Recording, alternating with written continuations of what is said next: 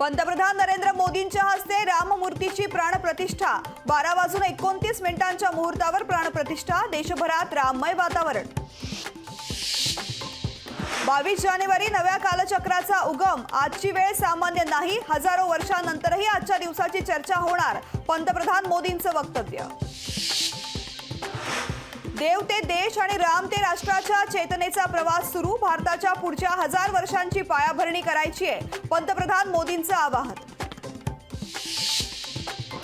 गोविंदगिरीकडून शिवाजी महाराजांबाबत गौरवोद्गार श्रीशैलम दर्शनाआधी छत्रपती शिवाजी महाराजांचा 3 दिवस उपवास रामप्राण प्रतिष्ठा सोहळ्यात शिवाजी महाराजांचा उल्लेख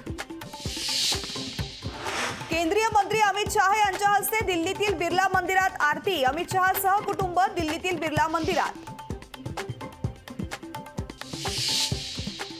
राम मंदिर परिसरात पारंपरिक नृत्यावर लोककलेचे सादरीकरण संपूर्ण राम मंदिर परिसर गजबजला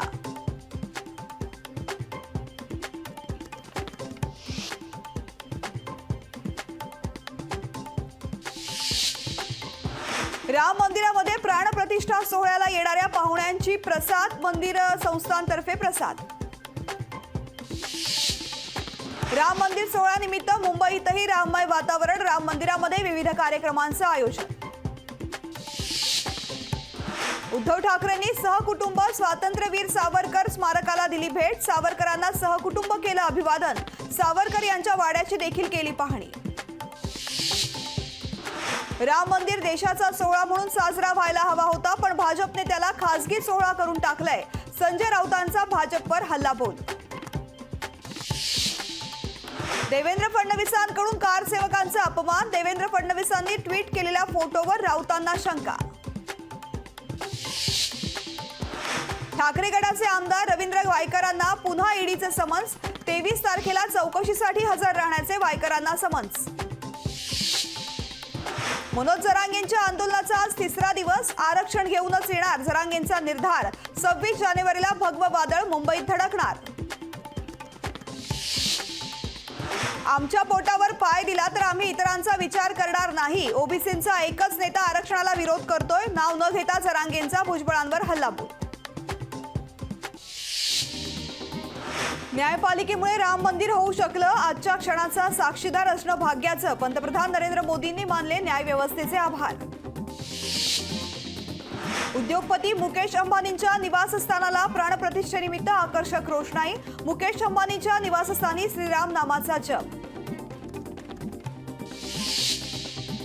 ईडी चौकशीला जाण्यापूर्वी रोहित पवारांनी घेतलं विठुरायाचं दर्शन सत्ताधाऱ्यांच्या विरोधामध्ये लढण्याचं बळ आणि ताकद द्यावी रोहित पवारांचं विठुरायाला साकडं जळगावातील पिंपरी गावात श्रीराम मंदिर प्राणप्रतिष्ठा सोहळ्याच्या पार्श्वभूमीवर प्रभू श्रीरामाची शोभायात्रेमध्ये मंत्री गुलाबराव पाटील यांनी देखील घेतला सहभाग बीडमधील छत्रपती शिवाजी महाराज जिल्हा क्रीडा संकुलनावर श्रीरामाच्या नामाचा गजर खासदार प्रीतम मुंडे श्रीरामाच्या जयघोषात तल्लीन रामलल्लाच्या गाण्यांवर खैरेंनी धरला ठेका शहरात ठिकठिकाणी नागरिकांचा जल्लोष संपूर्ण वातावरण राममय झाल्याचं चित्र परळीत भाजप नेत्या पंकजा मुंडे श्रीरामाच्या गजरात तल्लीन परळीमध्ये आर्य वैश्य समाजाकडून विविध कार्यक्रमांचं आयोजन यामध्ये मोठ्या संख्येने महिला भाविक देखील सहभागी हृदयात राम आणि हाताला काम असं आमचं हिंदुत्व आहे तर जाती जातीमध्ये वाद निर्माण करणं हे भाजपचं हिंदुत्व आदित्य ठाकरेंची भाजपवर टीका सुनील तटकरेंची नवी मुंबईतील आगरी कोळी महोत्सवाला भेट तर तटकरेंच्या हस्ते राम प्रतिष्ठापना निमित्तानं लाडू वाटप अहमदनगरच्या राम मंदिरामध्ये जाऊन मनोज जरांगे पाटलांनी केली आरती आरक्षण मिळाले तर रेल्वे भरून अयोध्येला जाऊन रामाचं दर्शन घेणार जरांगे पाटलांचं वक्तव्य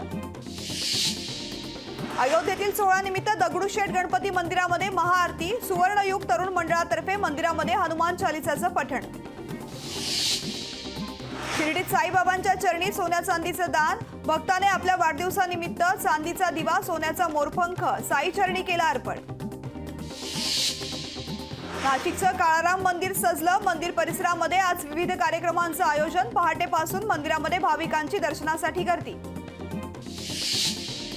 प्राणप्रतिष्ठापनेनिमित्त पंढरपुरातील विठ्ठल मंदिरामध्ये आकर्षक विद्युत रोषणाई फुलांची आकर्षक सजावट